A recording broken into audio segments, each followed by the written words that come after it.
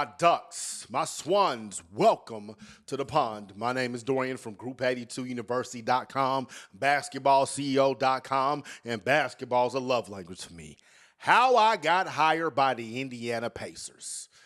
So when I got to Indiana University in 2002, 2003, I was a psychology major. But I was hooping all the time. I'm watching basketball all the time. I'm the basketball dude. I'm the one in the union arguing with people. All y'all got somebody y'all that went to school with. That was me. And because of that, everybody started coming to me for basketball knowledge. I would always be having these basketball conversations. And so you start hooping on campus, and you start kicking it on campus, you start showing interest in certain organizations on campus, Kappa Alpha Psi Fraternity Incorporated, and you start meeting people who are also interested in these same things.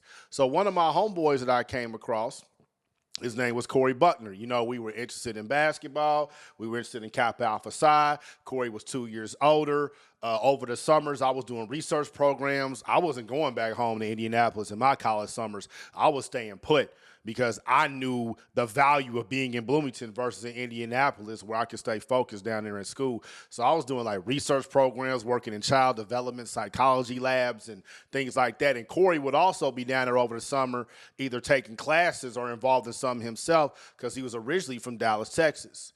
So me and Corey, you know, we just got cool. It wasn't like I was kicking it with him all the time, but when you go to a school like Indiana where it got 40,000 students and only 1,300 are black, anytime you see another black person, it's going to be, what's up? Like, my mentality when I was in school is I ain't got to like you, but I ain't about to have you sit here suffering. So it could be a dude on campus who I can't stand because he run his mouth or he's soft or he think he's something he not. But if I see homeboy drop his books, I'm going to walk over there and I'm going to help him pick his books up because I know he deals with the same things I deal with being on this campus. There's only 1,300 of us.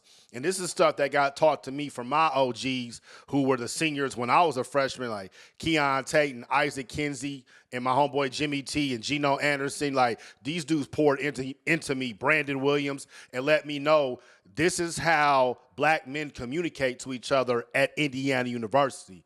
And the reason I'm taking time in this podcast to dedicate that to them, because that was a huge lesson that stuck with me.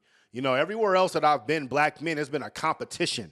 We always were competing against each other. But when I first got to IU, it wasn't like that because Dr. Charlie Nelms was our VP of Diversity and Inclusion at Indiana University, and he ended up going on to becoming the president of Tennessee State, and he was very active with the campus. So because we had an administrator that was active with the black campus and spreading these messages, it permeated all the way to a freshman where I felt like these were the social rules where if I want to fit in, I got to make sure if another black man drop his books, I help him pick them up. So because of these unwritten rules on campus, you know, I would always see Corey, it's what's up, hey, man, talk to him, showing interest in what he got going on. And Corey was probably like, I don't know, he probably like 5'5", 5'6", you know, and I'm 6'1", you know, right now probably like 260. Corey about 5'6", probably like, you know, 140 or whatever. So he was a smaller dude, but that's why he was so cold on the basketball court. So one night we were all going to a party at our union at Alumni Hall. And it was a Kappa party. And the reason I'm smiling is because, number one, at the time I was interested in being a Kappa. So, you know, anybody who's ever been interested in being Greek, you know the organization that you are thinking about joining when they have their party, their spring party. It's like, oh, we got to show up because they all know that you're going to be there. They expect you to be there. They might play some games with you, whatever it is, you know. But also, Kappa Alpha Psi Fraternity Incorporated, Indiana University, that's the Alpha chapter. That's where it started. So at that time, they had a very good brand for throwing the dopest parties, essentially in the Midwest. And so anytime there was a Kappa party at IU, everybody would drive in. So this party is going to be rocking. Anybody that was at Indiana University at that time or went to any of the neighboring schools, you've been inside of Alumni Hall for one of them parties, one of them Black Greek parties, and they was just ridiculous. It was this big gym/auditorium/lecture hall, whatnot, that didn't have no seats in it, but it could fit probably like 1,300 people, and the sound was just bouncing off the walls because how the acoustics was in there, and it just used to be rocking right on campus. So when you would go to these parties, you know, I'm up in there and it's Saturday and, you know, we do what we do before we go to the party.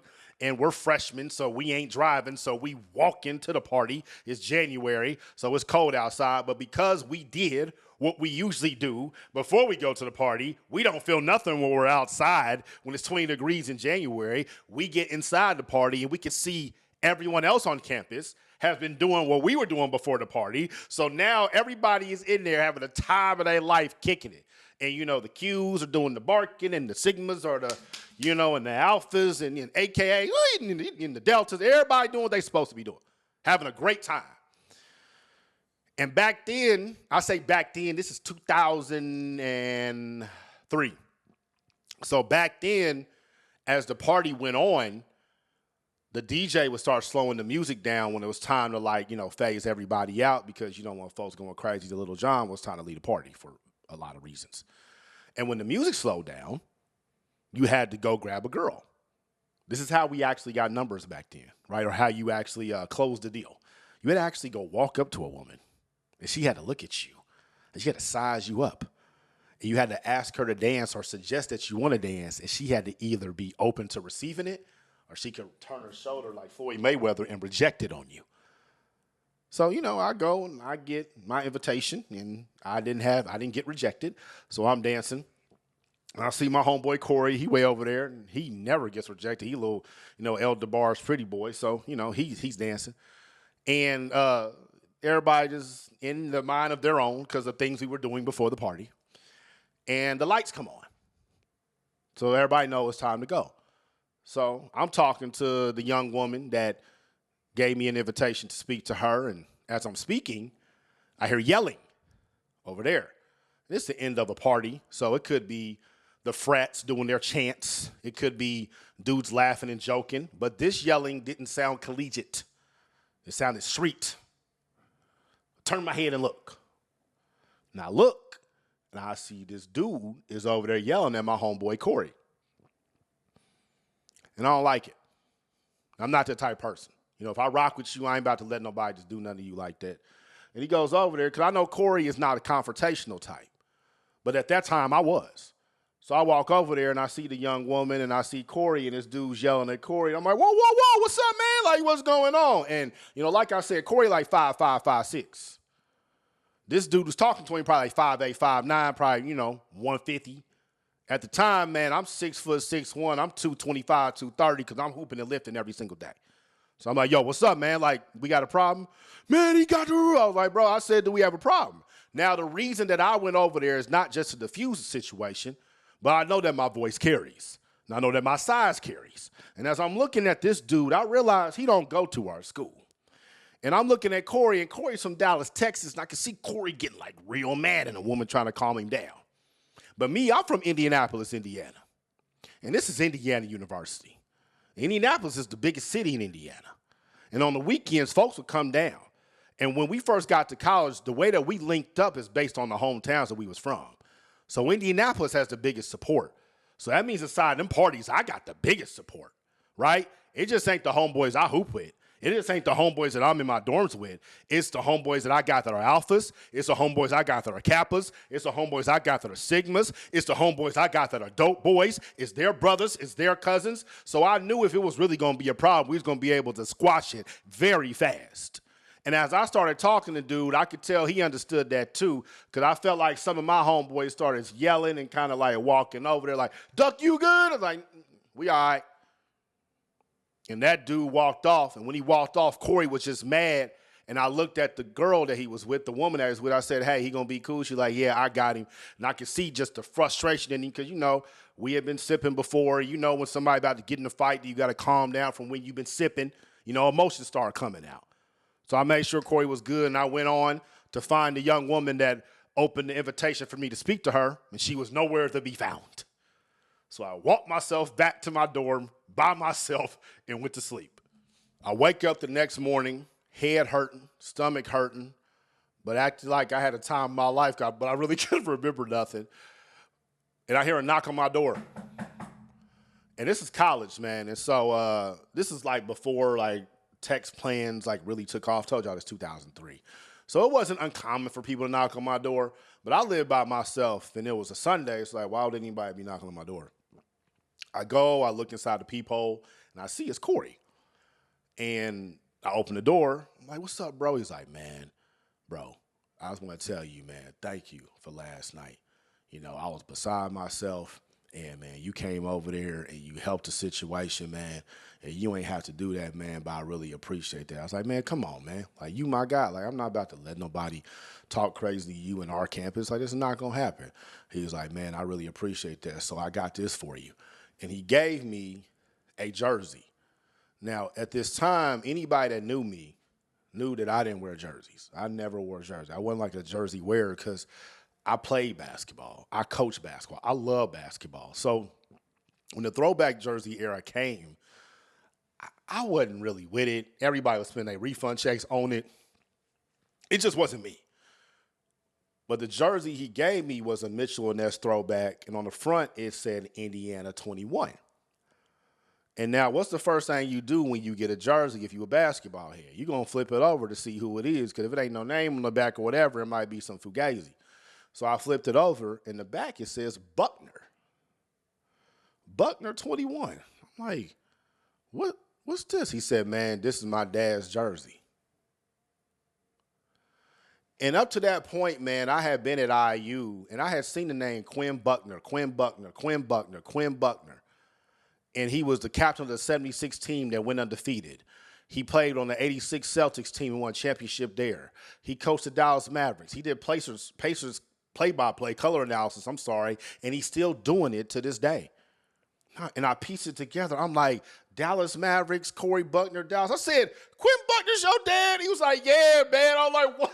Like, I didn't even know. You know what I mean? I was like, that's why you can hoop the way that you can. Never even pieced that together because Corey was just my guy. And so, man, I appreciate the jersey. I still have it to this day. I still ain't wore it. And, you know, me and him just stayed cool, man, because now, like, our relationship got a little bit closer because he knew that he had somebody that would look out for him, and I knew that I had somebody that would look out for me. That next year, he was going into graduate school, and he asked me what it is that I was looking to do, man, because he was trying to get me to join the HESA program, Higher Education and Student Affairs, and I ain't really want to do that. They was recruiting black men heavy, but I ain't really want to be involved with that. I told him I'm trying to be a general manager of an NBA team. You said, well, you know, my dad worked for the Pacers. He's like, man, I'm going to hit him up and see what I can do for you. You know, and I didn't heard people say that before, whoop-de-whoop, but he did. He hit his dad up. And I emailed his dad, Quinn Buckner. And I sent him my resume, and, you know, he wrote me back. We hopped on the phone, and I got a letter in the mail like a month later that said I had been accepted to the Indiana Pacers internship program. I hadn't even applied. And I got accepted. I had an internship for that upcoming summer under Quinn Buckner, the VP of Communications, and under Donna Wilkinson, the VP of Human Resources. I was going to be Communications and Human Resources intern for Pacers Sports and Entertainment. I had been applying for basketball jobs up to that point probably every single week and getting nothing back but that automated teamwork online reply.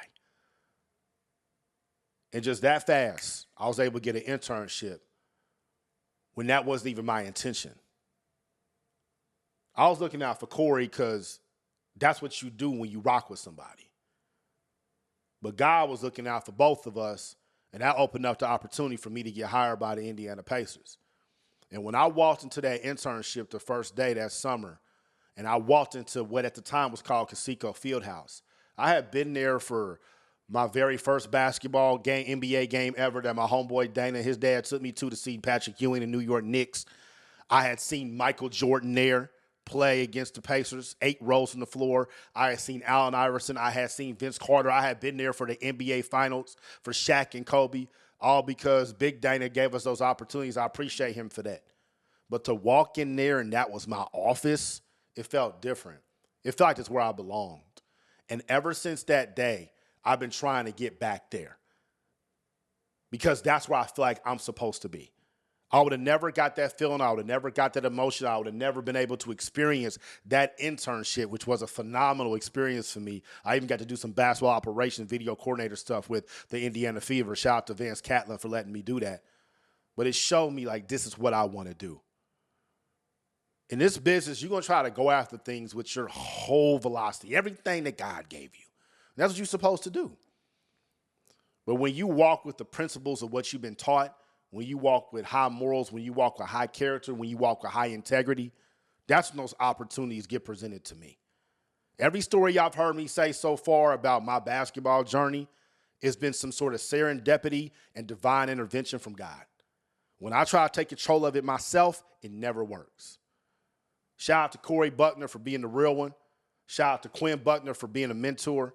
Shout out to Donna Wilkinson for giving me her tickets to LeBron James' Thanksgiving game that followed in November.